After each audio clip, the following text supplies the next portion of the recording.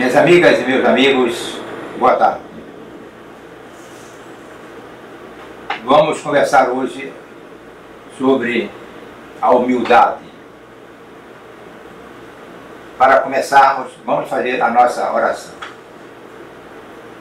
Senhor Jesus, amigo de todas as horas, escutai a nossa prece.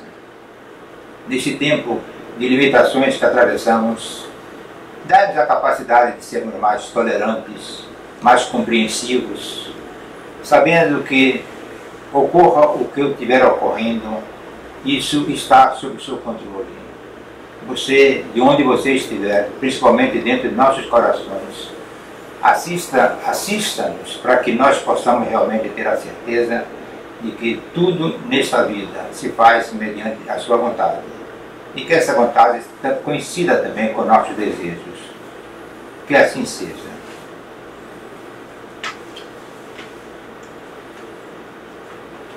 Minhas amigas, meus amigos, antes de iniciar propriamente o nosso tema da humildade, que se resume a um estado de espírito, a uma tomada de atitudes que parte do nosso coração, eu gostaria de lembrar a vocês uma pequena situação em que eu me encontrei, uma certa situação, e como eu a enfrentei.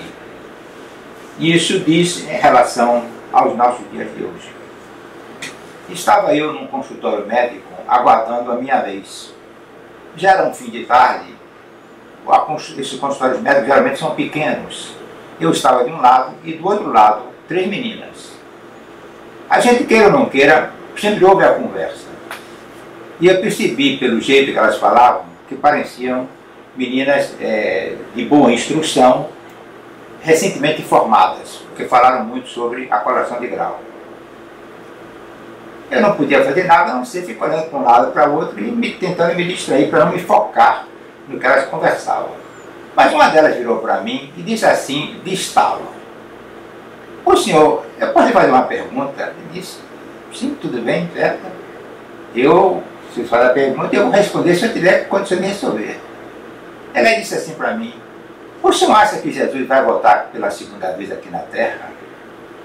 É o tipo da pergunta que desconcerta qualquer um. Mas eu também, parece que intuído pela espiritualidade, disse assim: "Olha, ninguém sabe. Eu também não sei. Mas se você quiser saber minha opinião, é que ele não vai voltar." Agora a menina até se assustou assim, eu não esperava essa resposta, certo? Eu disse: "Olha, o que eu entendo é de que ele não foi. E quem não foi, não pode voltar. Eu entendo que ele está aqui entre nós. O seu corpo ressuscitou na ascensão de Jesus, que a gente comemora, mas o Jesus que nós conversamos, o Jesus que existe em nós, nunca foi embora. Tanto é que ele, pouco antes da sua ascensão, quando ele retornou vivo, visualmente personificado para os seus apóstolos, ele disse: "Eu estarei convosco todos os dias." Então, se ele está comigo todos os dias, como é que eu posso imaginar que ele tenha ido embora? Ou precise voltar? Ele nunca foi. Vejam, minhas amigas e meus amigos, que eu gostaria que dentro dessas colocações que eu vou fazendo, a sutileza com que Jesus se manifesta sempre presente em nossa vida. Quando Jesus veio ao mundo, foi anunciado através dos profetas que o Messias chegaria. Naquele tempo o mundo era muito pequeno relativamente em termos de áreas ocupadas. O povo hebreu vivia lá naquela região lá do Oriente. Então os profetas, estando muito próximos, informavam uns aos outros: está próxima a chegada do Messias. E o Messias veio, e nós conhecemos toda a história de Jesus. Eu agora faço para vocês uma colocação. Se porventura um empresário na Europa, na América, no Japão, diz assim: "Eu vou investir no Brasil 10 bilhões de dólares", muito antes dessa notícia chegar aqui a nós brasileiros, outros países já tomaram conhecimento e vão começar uma disputa para que o negócio não venha para o Brasil, venha para o país deles. Começa-se a vender vantagens e outras colocações para que aquele objetivo seja atingido do jeito que eles querem. Então seria uma verdadeira briga. Imaginemos nós que se diga assim: Jesus vai voltar ao mundo, e seria feita a mesma briga, a mesma disputa. O meu país tem melhores condições do que o seu. Como é que você vai nascer numa manjedoura, num país pobre, vendo para o meu país, que o meu país é um país rico? Ou seja, uma comercialização se faria em cima da vinda de Jesus. E se fosse aqui no Brasil, nós temos exemplos aí, os estados brigam uns com os outros. Não, eu não vou cobrar tal imposto, não. Venha ficar aqui no meu estado, que é muito melhor do que o outro. Ou seja, a vinda de Jesus nos dias de hoje, no meu entendimento, se porventura assim fosse, não seria nunca personificada em um homem, e sim nos homens que nós somos. Se Jesus disse, eu estarei convosco, eu vejo Jesus hoje no meu próximo. Eu vejo Jesus hoje naquele que está limpando a rua. Eu vejo Jesus hoje naquele que está ensinando na escola. Eu vejo Jesus hoje nas pessoas que atuam na sociedade, procurando fazer o bem e lembrando que não somos isolados, não somos ilhas. Convivi com a irmã Dulce. Alguém pode me dizer que a irmã Dulce não era Jesus? Ou que Maria Teresa de Calcutá não era Jesus? Ou que os santos, Santo Antônio, São Paulo, São Pedro, não sejam exemplos verdadeiros de Cristo aqui na Terra? Aliás, São Paulo dizia, não sou eu quem existo, é Jesus que vive em mim. E essa manifestação de Jesus em mim é necessária, e nós hoje estamos vivendo um exemplo fantástico com essa pandemia. Eu vejo Jesus no enfermeiro que está a serviço do próximo, que está ali, como que diz, arriscando a sua vida a favor da vida do outro. Eu vejo Jesus nos auxiliares dos hospitais, em todas as pessoas que estão envolvidas com essa pandemia, tentando lutar e zelar pela vida do outro, e não pela própria vida. E muitas vezes, de exemplo que vocês estão sabendo, pessoas já faleceram em função foram contaminadas pelo vírus e não conseguiram sobreviver. Eu vejo Jesus hoje naquelas pessoas que estão juntando cestas básicas para ajudar os outros. Vejo Jesus hoje naqueles empresários que, numa mudança de comportamento, olha Jesus presente, estão hoje contribuindo com todas as pesquisas para que se descubra uma vacina.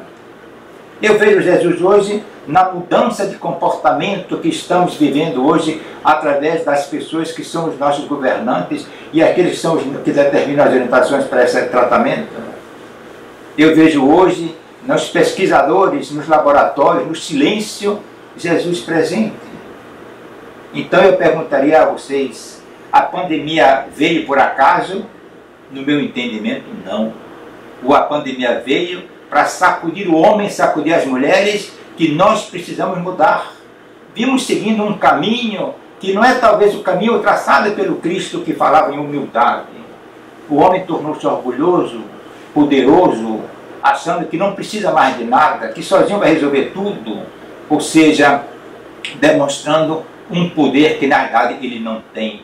Que mesmo que naquele momento tivesse algum poder, com o passar do tempo, todo poder aqui na Terra é temporal, é limitado.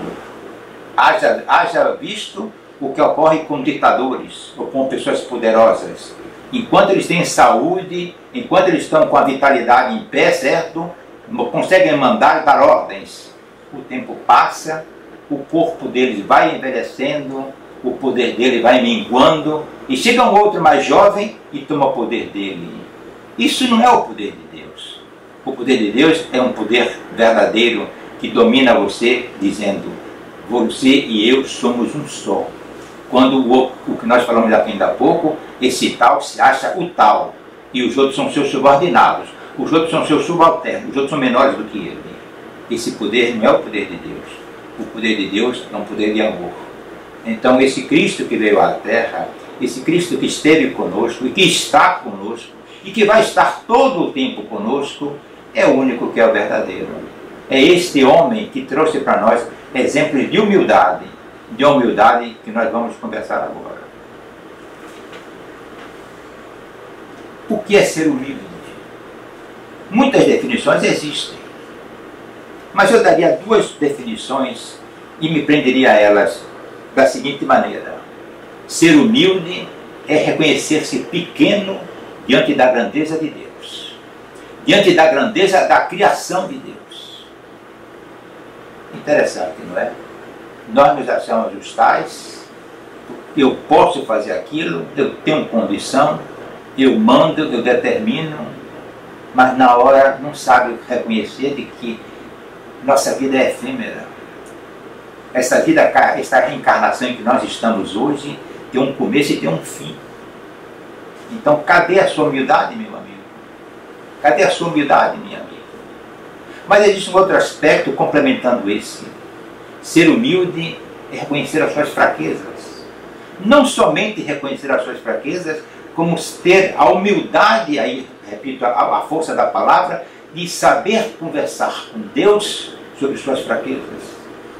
Meu Deus, você me criou fraco, você me criou ignorante, eu preciso de sua ajuda, eu preciso de sua luz. Que caminho eu devo tomar? Esse reconhecer-se fraco, pequeno, é muito importante, porque ele lhe torna grande diante de Deus. Ele lhe torna grande quando você o procura para resolver seus problemas. Que maravilha você ser humilde e você te tornar grande, porque você se associa, você passa a ter esse Deus que nós conversamos tanto, esse Deus que nós não conhecemos a forma, o tamanho, nem a cor, nem nada que caracterize ele, mas conhecemos dele o amor que ele nos dá, o amor que ele faz com que a gente se sinta verdadeiramente em Deus.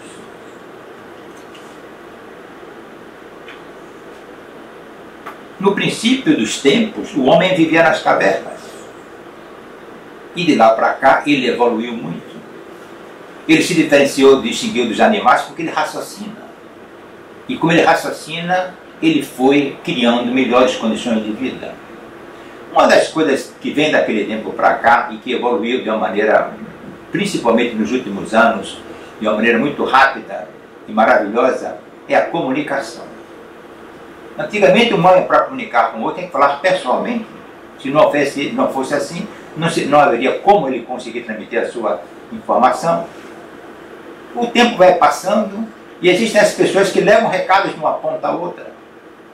O tempo vai passando e até os pombos correios foram criados para levar mensagens.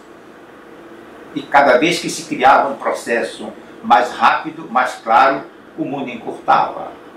Surgiu, mas em tempos não muito longínquos, surgiu o telefone com fio, naturalmente, surgiu o rádio, o telégrafo, depois apareceu o telefone sem fio, vem a televisão, ou seja, as comunicações encurtaram o mundo. O mundo tornou-se menor. E não só tornou-se menor, como o mundo tornou-se dependente, ou seja, os homens tornaram dependentes uns dos outros.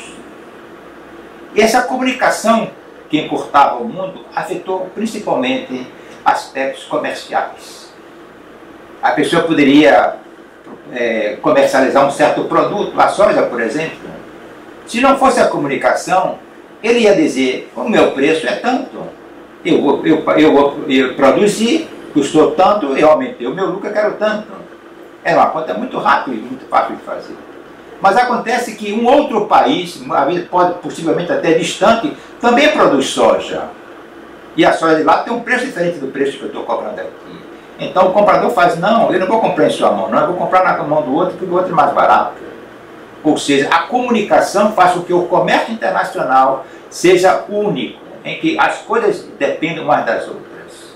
Da mesma maneira, os avanços da ciência, os progressos, todos são intercomunicados e o mundo se torna bem menor.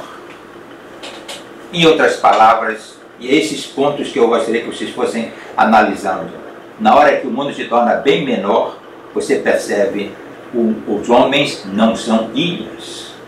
Os homens não podem viver isolados. Os homens não podem dizer: eu não vejo ele. Ele existe, ele é seu irmão, ele está ali e você precisa dele. As coisas são interdependentes. Hoje no mundo ninguém faz nada sozinho. Exemplo, voltamos a falar da epidemia. O mundo inteiro hoje procura uma pesquisa de uma vacina. E o que existe de progresso em um laboratório, o outro toma conhecimento, porque juntando as informações do mundo inteiro, será mais fácil atingir essa vacina que todos nós ansiamos. O mundo é pequeno e nós não somos ilhas. Nós somos um verdadeiro continente. Se você agora volta para os tempos iniciais, não do tempo homem da caverna, mas anterior a isso, você vai chegar no tempo da criação do mundo. Deus começou a criação do mundo. Criou o nada. Porque o nada é alguma coisa criada por alguém. Ele criou nada, como criou o vazio. Mas depois ele criou a luz, ele criou o universo, os astros, toda essa maravilha que nós conhecemos, toda essa criação de Deus. E quando ele criou a Terra, ele criou um globo diferente dos outros astros. Porque se você olhar para um Vênus, olhar para um Plutão, se você olhar para um Saturno, são corpos que aparentemente feios. E a Terra é linda, a Terra é bonita. A Terra tem os continentes e as águas. As águas separam os continentes. Existe uma natureza verde em todo o planeta. Deus criou os peixes para habitar os mares, como criou as aves para habitar os espaços, o homem para habitar a terra junto com os animais. A criação de Deus é fantástica. A criação de Deus é inexpressiva, porque não existem palavras para traduzir isso. Um exemplo simplíssimo dessa criação é você. Se olhe quem é você. Você é espírito, mas você tem um corpo. Analise como é o seu corpo. A capacidade que você tem de se movimentar, de falar, de sentir, de cheirar, de ter um coração que é intuitivo, de verificar como uma pessoa fala uma coisa bonita, seu coração se alegra. A pessoa dá uma notícia ruim, seu coração se fecha. Como você é sensível. Que corpo maravilhoso você tem. E se você quiser ir mais, olhe para as plantas. Plantas e flores que são sensíveis a uma energia positiva ou uma energia negativa. Quantos animais, e ainda mais animais domésticos, se afetam em função da energia gerada pelos próprios homens? Que radar é esse? Que equipamento é esse que capta essas sensibilidades? A criação de Deus é indescritível. Mas fazendo um parênteses, a criação de Deus não está completa. Porque Deus deixou para completar a sua criação conosco. Nós somos parte de Deus e participamos da criação do mundo, desse crescimento, dessa evolução que o mundo existe. Então, nosso comportamento afeta as coisas. Estamos falando de humildade. Nosso comportamento afeta a energia do mundo. Nada do que Deus criou é desprezível. Nada do que Deus criou é, como quem diz, desnecessário. Tudo é interdependente. Tudo é complementar. Tudo faz falta, porque existe sabedoria nessa criação. Então nós temos hoje um mundo que é globalizado, em que os homens, para seus negócios, sabem e dependem uns dos outros. Nós temos um mundo criado por Deus, em que nós todos, pela maneira como Ele criou, percebemos a mesma coisa. Somos todos dependentes uns dos outros. Nenhum homem é um ser isolado. Nenhum homem, vou usar a mesma expressão, é uma ilha. Nós todos somos interdependentes, como pessoas, como negócios, como instituições. Como eu dizia, nós caracterizamos o homem em si, os negócios em si. Ou seja, e é onde eu queria me prender, é a atitude do homem, a atitude da mulher que vai fazer com que não venhamos a sofrer novas pandemias. Porque, de certo modo, eu diria de que a pandemia é um alerta, porque nós estamos vivendo um mundo de interesses pessoais, de egoísmo, de individualismo, e isso ao universo se ressente. No fim do ano, quando chega o dia 31, é fácil dizer assim, é costumeiro dizer assim, o ano velho tem que morrer, porque se o ano velho não morrer, o ano novo não nasce. É claro, Porque se o dia 31 não finalizasse, o dia 1º de janeiro não aconteceria. A semente é a mesma coisa.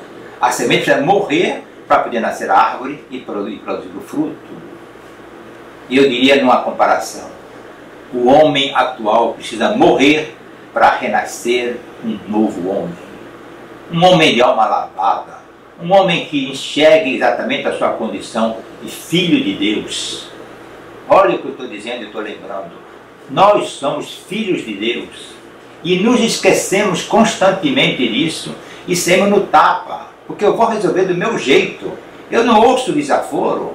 Não é por aí, minha irmã, não é por aí, meu irmão. Nós estamos tendo a oportunidade, devemos dar graças por isso, de conseguirmos enxergar as coisas e temos a condição de poder melhorar o nosso comportamento, o nosso proceder. Jesus disse uma certa feita: muitos me honram com a boca, mas longe de mim estão seus corações. Muitos homens me honram com a boca, mas longe de mim estão seus corações.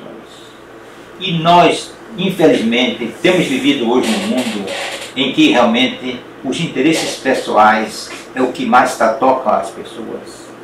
O coração clama por amor, o coração clama por acolhimento, o coração clama por uma atenção aos nossos sentimentos. E nós, falando no modo geral, certo, temos sido cegos em relação a isso. Eu li uma coisa esta semana que dizia assim: de que valem os olhos se o cérebro é cego? De que valem os olhos se o cérebro é cego? Se nós não raciocinarmos, o que nós vemos não tem nenhum sentido. É preciso ver com os olhos do coração. Então eu diria, fazer uma revisão, certo? Para chegar aonde nós podemos ver a nossa vez chegando. O mundo hoje, o globo terrestre hoje, sofre aquelas pessoas que exploram a floresta de uma maneira violenta, desorganizada, produzindo as queimadas. Existem pessoas e indústrias que jogam dejetos nos rios. Existem sistemas que nós chamamos de justos e que são verdadeiros sistemas de injustiça, que são nossos tribunais. Quanta coisa errada existe no nosso dia de hoje. Quanta coisa que precisa ser melhorada. E nós, eu diria assim, não temos tempo de consertar as coisas. Entra governo, sai governo, as leis continuam aí, ou se fazem novas leis, mas não se cumprem as leis verdadeiras, as leis que trariam realmente uma justiça para o homem, diminuindo as desigualdades, diminuindo a fome, a miséria. Quanta energia, quanto dinheiro é usado de uma maneira de desperdício, e não se faz saneamento básico, não se leva água às populações que não têm a água potável de fácil acesso. Como o nosso mundo está errado hoje. Como o nosso mundo precisa de uma nova geração. Mas será que nós vamos esperar que essa geração morra para que nasça outra daqui a 10, 15 anos? Eu diria que não. O nosso momento é um momento de parar para refletir como as coisas andam. Mas não somente como as coisas andam, como é que eu ando? O que é que eu ando fazendo? Como é que eu olho as coisas? Como é que eu me comporto? E então surge aquela palavra, humildade. Que adianta dizer se eu sou humilde, eu não sou orgulhoso, se na prática tudo isso é uma ficção? Quando você é humilde, é quando você se reconhece perante Deus pequeno, e sendo pequeno, você se reconhece igual ao outro. Isso é muito importante. Quando você se reconhece igual ao outro, você começa a ver que os seus direitos são os mesmos do outro. E você raciocina diferente. Você procura ter mais humildade e simplicidade. Embora simplicidade não seja sinônimo de humildade, na simplicidade você consegue ter condições de enxergar aquilo que você não enxerga no seu dia a dia. Você vai no trânsito, você quer chegar primeiro, porque você acha que o outro não precisa chegar primeiro também. Vai numa fila, você quer passar na frente do outro, porque você acha que o outro não tem direitos. Irmãs e irmãos, nosso mundo de hoje no meu entendimento, tem evoluído muito e tem melhorado muito, mas a passos muito lentos. Nós podemos acelerar isso um pouco se você e eu tomarmos atitudes novas de hoje em diante. Se nós procurarmos efetivamente, como diz a propaganda, nos inovarmos no bem, no amor, no entendimento. Jesus disse assim: um convite vos faço e um exemplo vos dou, que vos ameis uns aos outros como eu vos amei. Mas vejam que ele não fica na teoria. Ele fala: um convite vos faço e um exemplo vos dou, que vos ameis uns aos outros como eu vos amei. Você faz isso? Você faz isso? Você faz isso? Eu faço isso? Esse é o nosso questionamento. Mas é preciso que exista uma tomada de atitude, uma decisão. Eu vou fazer um regime alimentar e vai começar hoje. Então hoje eu vou começar a tomar as medidas que eu entendo necessárias para o meu regime funcionar. Mas a gente não faz isso. Diz: ó, eu vou fazer também, para a semana eu começo. E para semana, e você não faz. Você não toma uma atitude. E essa atitude não é você com o outro, é você com você próprio.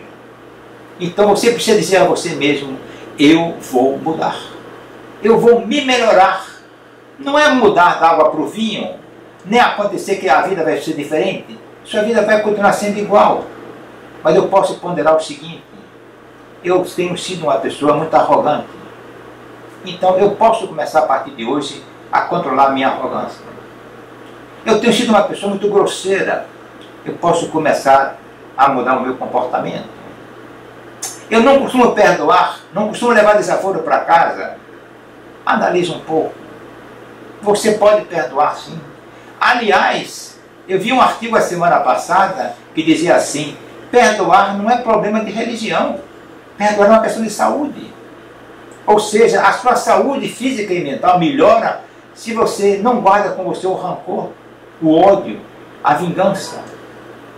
Hoje em dia, muito se propaga isso, em que você precisa estar bem com você mesmo para que sua saúde melhore. E você não consegue ter uma mente perturbada e querer que sua saúde funcione. Os psicólogos, os psiquiatras, os remédios aí que existem de montão nas farmácias, são para quê? Para lhe ajudar a você enxergar você como um ser humano, para viver uma vida verdadeiramente como Deus a traçou para você, como Jesus foi um exemplo. Jesus disse o que sobre o perdão? Não é perdoar uma vez, duas, nem três, é 7 vezes 70, ou seja, perdoar sempre. Se você perdoa, você consegue, antes de mais nada, consegue vencer a si próprio. E este é que é a verdadeira liberdade.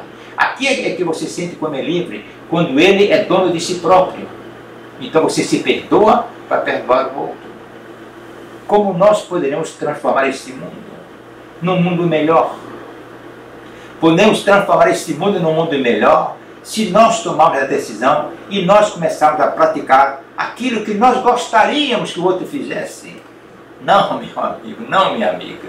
É você quem tem que começar a fazer o exemplo para que o outro lhe siga. Eu soube de uma coisa que me contaram muito interessante. Um pequeno centro espírita resolveu fazer uma ampliação de uma sala. Aí, como estavam as pessoas, um centro pobre, naturalmente, uma pessoa disse assim: eu vou dar um saco de cimento. A outra disse: bom, ela vai dar um saco de cimento, eu também vou dar um.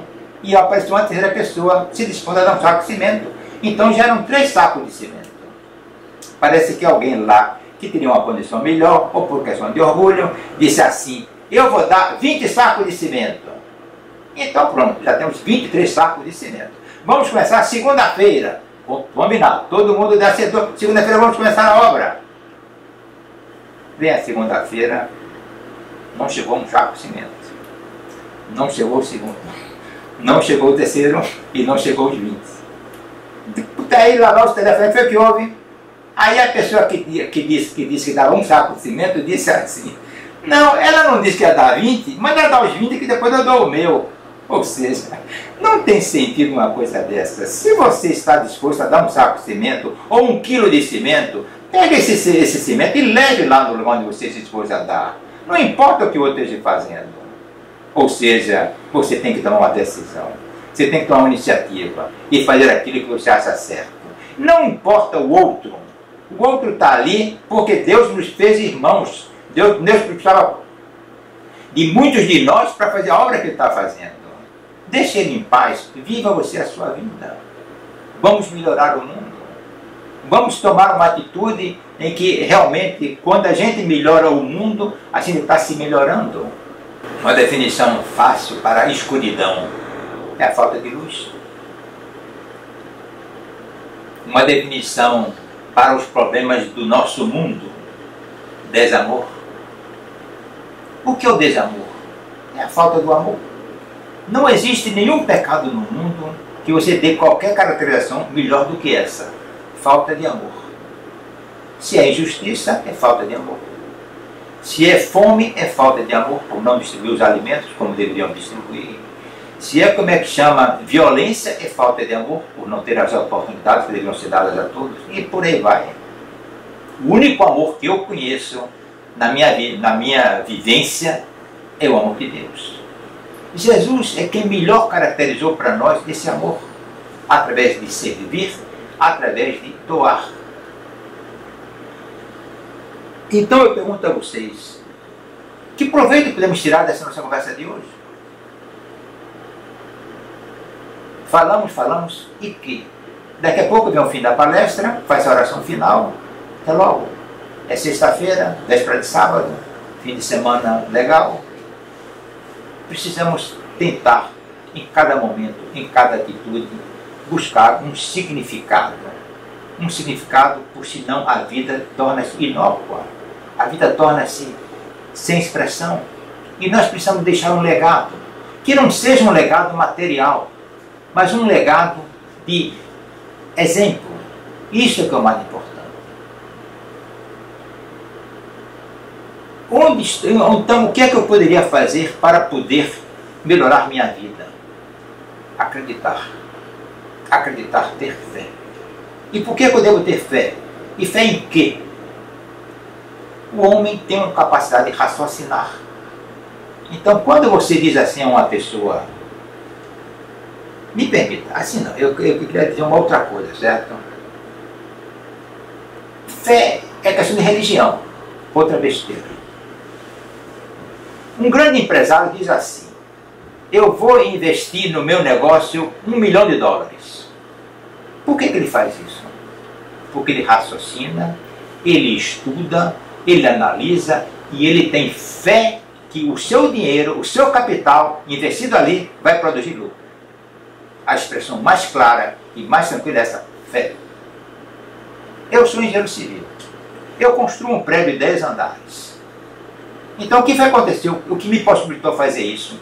Fui para a escola e aprendi de que os esforços de um prédio são suportados, em princípio, pelo concreto. O concreto resiste à compressão, a ferragem resiste à atração. Os dois juntos representam o concreto armado. Então eu posso chegar num certo lugar, num certo terreno, com um projeto definido e dizer: tudo bem, pessoal, vamos cravar as estacas. Então cravam-se 50 estacas, cada uma com 40 toneladas de capacidade. Porque eu sei que aquilo vai suportar. Por que eu sei que aquilo vai suportar aquele peso? Porque eu aprendi na escola, eu raciocinei e aprendi. Vamos resumir? Eu tenho fé nos materiais que eu uso.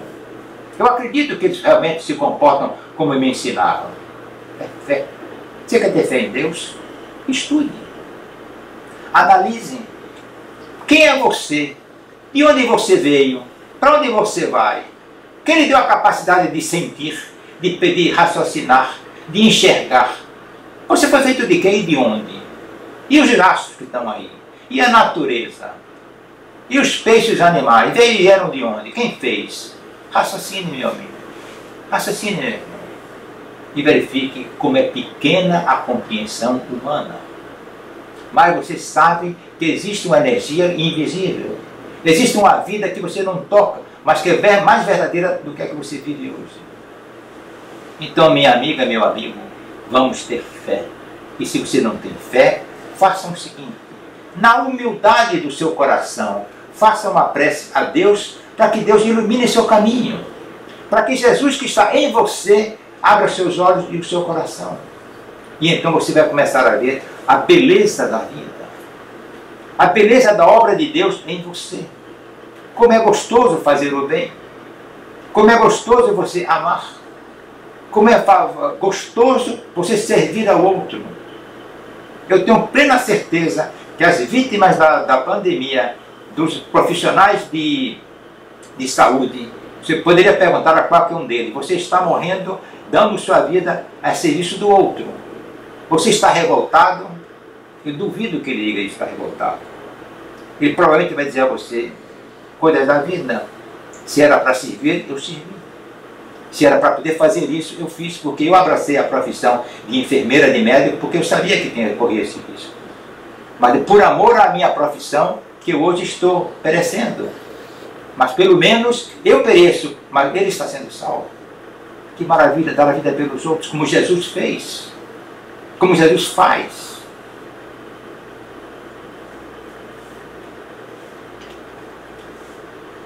Eu diria de que todos nós temos um projeto de vida. Esse projeto de vida não foi feito nem por mim, nem por você, nem por seu pai, nem por seu tio. Um projeto de vida que Deus fez para você. E a cada dia que passa, se você tiver a capacidade de poder enxergar que você é um instrumento de Deus, você vai viver os seus dias um a um. Não vai se preocupar com o futuro, nem com o dia de amanhã, porque isso é um poder de Deus. Isso não é seu, o dia de amanhã. Nós não sabemos o que vai ocorrer. Como ninguém no mundo inteiro sabia que em 2020 viria a pandemia. Ninguém sabia, nem imaginava. O dia de amanhã é prerrogativa de Deus. A sua prerrogativa é o dia de hoje, como é a minha prerrogativa. Então vamos procurar viver a nossa vida de uma maneira que a gente possa se orgulhar e dizer no fim da nossa existência: valeu a pena ter vivido. E eu vou fazer aqui agora uma comparação para terminar. Simplesmente de uma maneira jocosa, disse que uma pessoa entrou num prédio e pegou o elevador. E o ascensorista perguntou assim: meu amigo, o senhor vai para que andar? Ele disse: para mim tanto faz. Peguei o prédio, entrei no prédio errado. Pode parecer uma piada, pode parecer uma coisa engraçada, mas façamos uma comparação. A sua vida, a minha vida, é escalar uma montanha. Você seria muito triste se você chegasse no cume da montanha e dissesse assim: escalei a montanha errada. Você já não tem mais tempo de poder voltar para o pé da montanha para subir a outra montanha. A sua vida se foi. Para que a gente não escale a montanha errada, para que a gente não entre no prédio errado, existe uma salvação. Existe Jesus, que está aqui, dentro de você, dentro de mim, para nos guiar, nos orientar e realmente nos dar aquilo que ele disse: eu vim para que todos tenham vida e a tenham em abundância. E você, vivendo essa vida em abundância, você pode chegar ao fim da sua encarnação dizendo: obrigado, meu Deus, sei que estou voltando para o meu verdadeiro lar, o lar que é a casa que você habita e que eu vou passar a habitar. Obrigado. Vamos fazer então agora a nossa oração final. Senhor Jesus, através do palestrante, ouvimos uma série de orientações. Faz com que eu saiba aproveitar uma pequena parte de tudo que foi falado, mas que essa pequena parte sirva de um novo guia para mim, sirva de alguma coisa que me oriente e me faça voltar para onde eu vim. Sei verdadeiramente que venho de Deus e quero verdadeiramente voltar para Deus. Preciso que você, meu Deus, seja o meu guia, o meu leme, e assim eu espero. Obrigado.